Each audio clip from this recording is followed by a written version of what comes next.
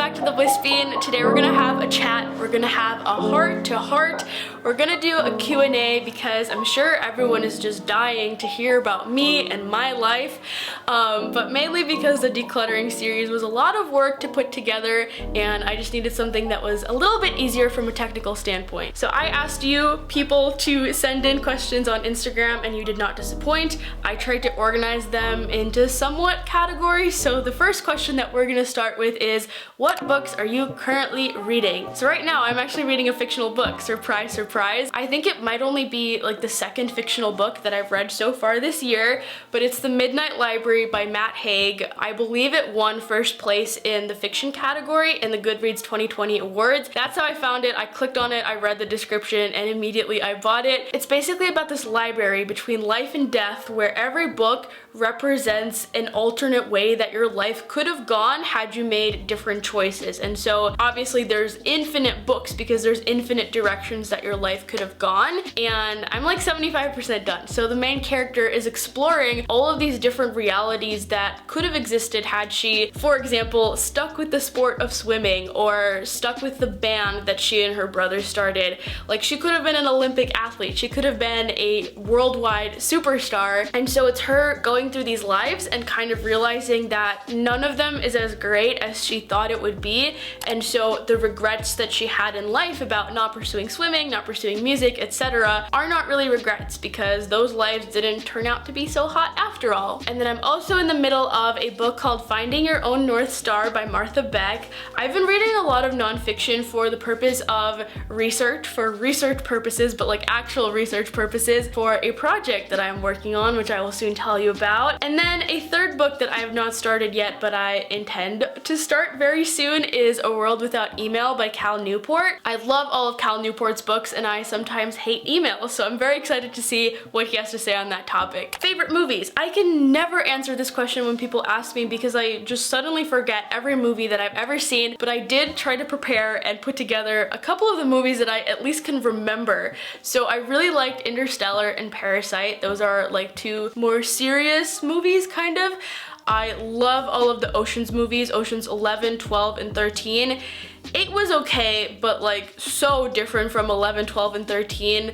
I love the storyline of those movies, but like the way they are shot and edited is just quite unique in my opinion. Maybe I just haven't seen that many movies, so they're like not that great in the grand scheme of things, but I love them. And they're also the type of movie that we often just play in the background. Like, I know it's not very good to have the TV on in the background, but my family does that. We have the TV on all day, and the Oceans movies are ones that we often keep on because it's just like, it's so familiar, you know the storyline, and it's just kind of comforting. A movie about casino robberies is super, super comforting. Call Me By Your Name was a very good movie, and Booksmart was fantastic and a very good soundtrack as well. Your deathbed 3-course meal. That is such a morbid way to ask the question, but it would probably have to include some Lithuanian food, obviously made by my grandma because no one else can make it as good as she does. 3 courses is like an appetizer, an entree, and a dessert, right? I don't really know what to classify as an appetizer. Like, who just eats appetizers in their daily life? That's only something you see in a restaurant. I'm gonna go with an appetizer of like a platter of perfectly ripe and delicious fruit, and then the entree is gonna be balandėlė, which is a Lithuanian dish where the inside is a meatball. I'm not sure what meat they use, but it's combined with rice. So it's like a rice meatball wrapped in cabbage, and I'm pretty sure that's boiled, and then potatoes on the side because Lithuanians love potatoes. And then for dessert, I'm gonna move away from the Lithuanian cuisine and I'll either do a cheesecake, so I guess that's American, or a Mexican tres leches cake. If you had to own 10 pets of the same species, what species would it be? I do not want 10 pets of any species. I'll go with fish though because that seems easy.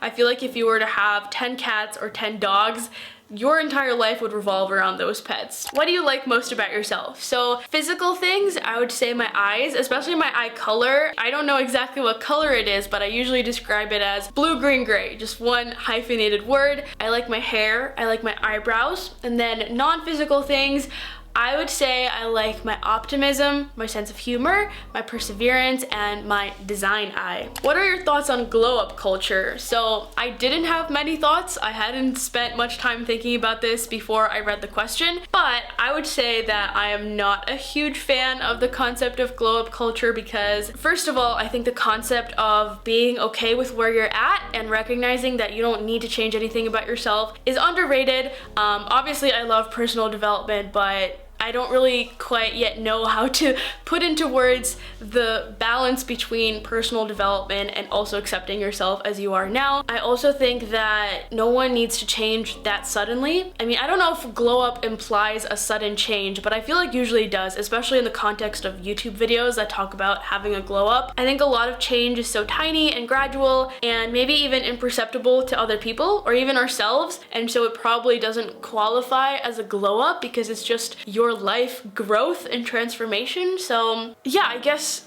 not a huge fan of glow up culture. I don't know if that's a good answer. Has your morning routine changed since you've done those videos? My morning routine has been one of the most consistent things in my life. I've experimented with tiny aspects of it. Like for a time last year, instead of doing the core exercises that I normally do in the morning, I would do like a 7-minute workout. I did like very consistent 15-minute walks when the weather was nice, and then when it wasn't nice, I didn't. So very, very tiny changes, but the structure that I talked about in my morning routine video is pretty much all the same. Has your evening routine changed? Yes, that one has changed more, and I have more trouble sticking with that one as well, which I think is kind of related. I used to try to get to inbox 0 before I went to bed, and I no longer do that because I found that I would just like get lost in the rabbit hole of responding to messages and emails. I feel like I get more messages and emails now, so it's just less realistic to accomplish that. If I get to inbox 0 like in the afternoon or the evening, I count that as an inbox 0 for the day. I don't need to have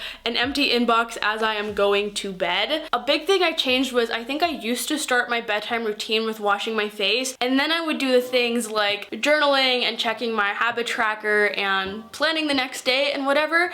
But I realized that washing my face is kind of a relaxing step of it, so I wanted to get the thinking tasks done first and then wash my face and stretch and whatever. I started using cuticle oil for my nails because I've been taking better care of my nails. I guess I use like slightly different apps from the ones that I did when I've made my bedtime routine or evening routine videos, so it's changed more, but it's also pretty consistent. How often do you have a self-care week? I have re-recorded this multiple times trying to figure out how to put this. I have a self-care week when I make a video about it. So self-care weeks are not really something that I do in my regular life. Like obviously some weeks are more relaxing than others, but it's not something that I really schedule into my calendar or plan out the way that I did when I made that video. We all know that not everything on social media is real, that a lot of it is staged, yada yada, but I think an important point to also cover is that even if you do want to be authentic and completely honest on social media, it almost feels impossible because let's say I'm filming a self-care week video like I was that week. All of the self-care activities that I do are automatically gonna be more stressful because I'm thinking about filming them, I'm thinking about the video that I'm gonna have to edit. It's just, I'm thinking about work, and so it's not really truly a self-care week. It's more like something that I'm acting out on camera, if that makes sense. So that got a little more philosophical, but to answer your question, I don't really do self-care weeks. It's just something that I did for a fun video. Advice for making friends. So I've met my friends through a bunch of different ways.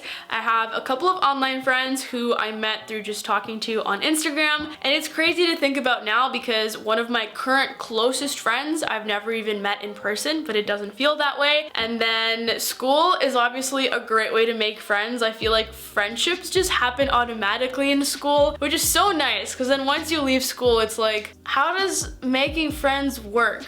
But if the person asking this is in school, I met a lot of my friends obviously through classes, which is super convenient, but also a lot of them I think I became friends with because we were in the same extracurricular activities. I feel like that's a better chance to get to know someone closer because you're bonding over like a shared interest and not just a class that you both had to take. So I would just say get involved, whether that's in school or you've left school and you have to find different activities to do. Just put yourself out there. Have you tried any TikTok food trends? I'm not on TikTok, so a food trend has to get very popular in order for me to notice it. I just don't know what the kids are doing these days, but the very popular ones, like the beginning of quarantine, dalgona coffee, and I don't know if this was a TikTok trend, but I made it, like those very thick, fluffy pancakes. I believe it's like a Japanese recipe. I made those too, but I think that's it. I'm not basic. Just kidding. What's something that brings back some of your enjoyable childhood memories?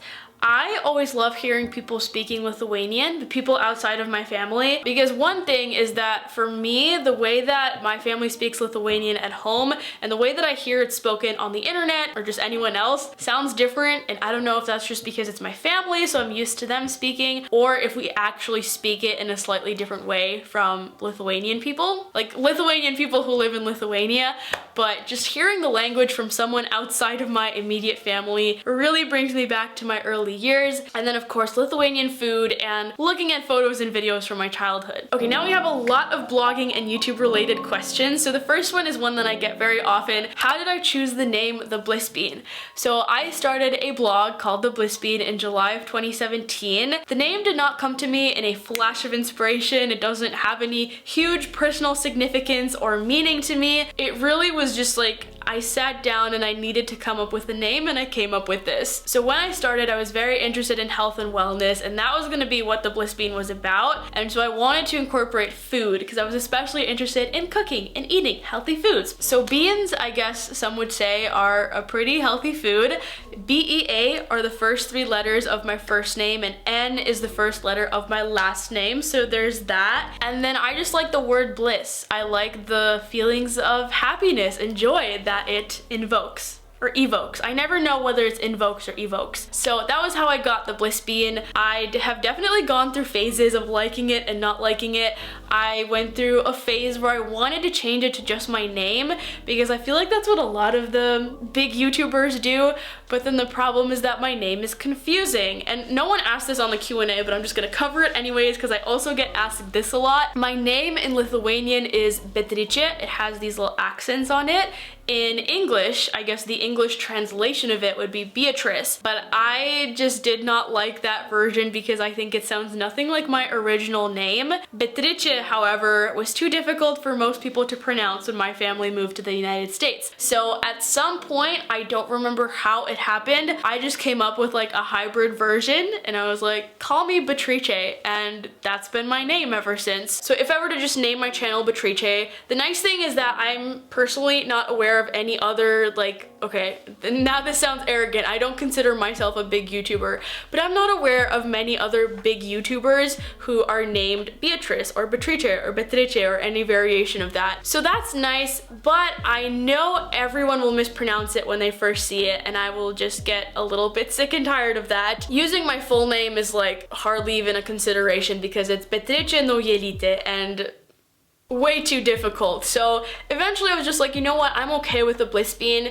I kind of like this idea that the Bliss Bean is separate from me. It is not me. It is something that I work on. It's like the brand is not me, even though sometimes it feels like it is me. But yeah, that is how the name came to be. As an introvert, why did you start a YouTube channel? So I feel like this question assumes that starting a YouTube channel is a very extroverted social undertaking, and it is not.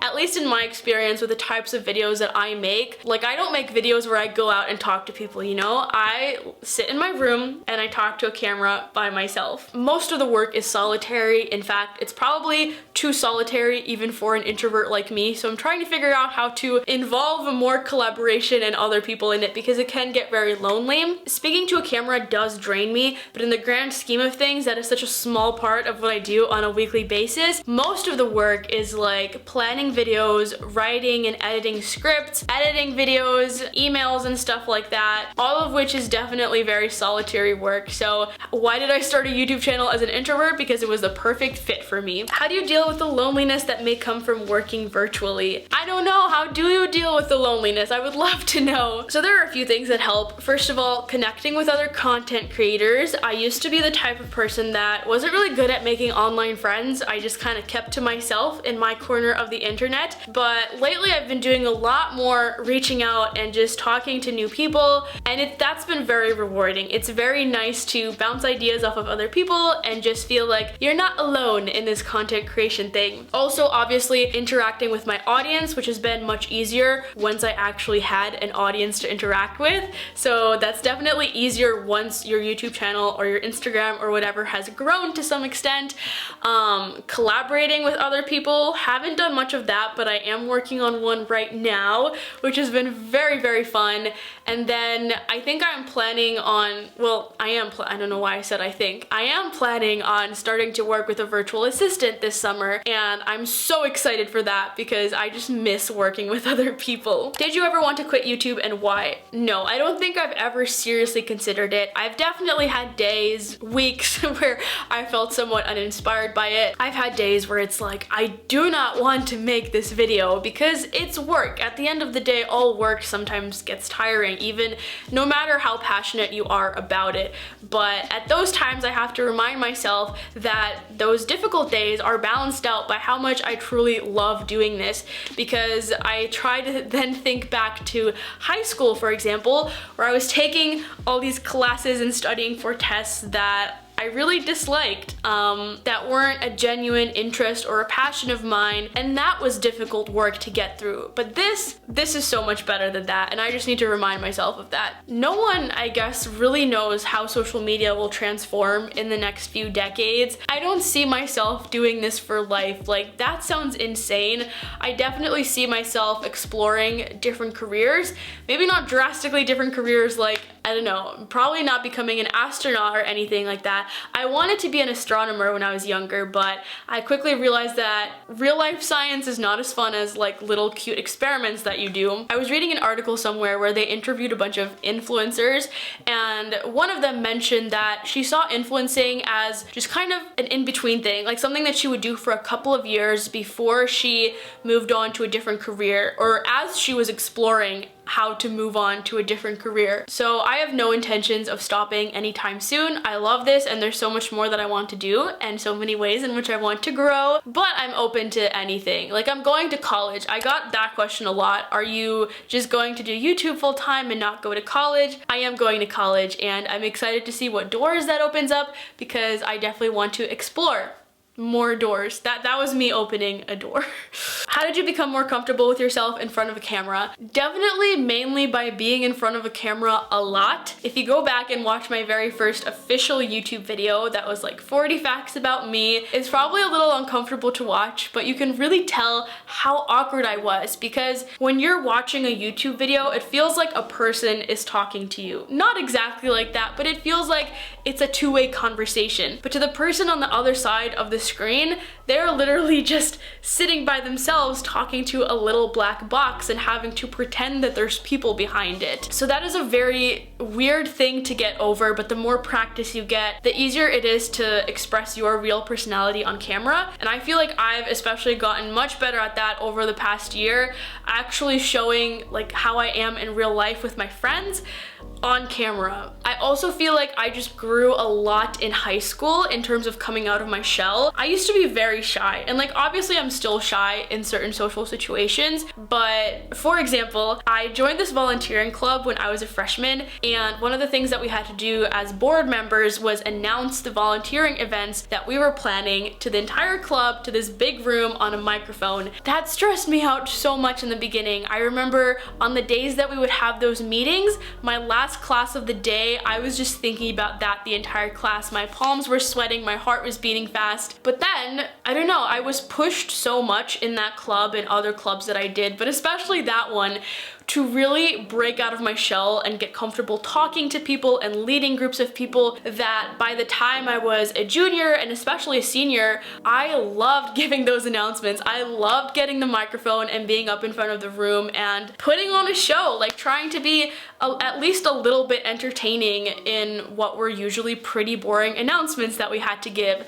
I remember actually having a conversation with my advisor for that club. I think it was when I was co-president, and so we were talking about maybe like how to make other people more comfortable with giving announcements or something like that. And I just remember she said something like, oh, no, not everyone can go up to the microphone and like be so comfortable the way that Patrice is.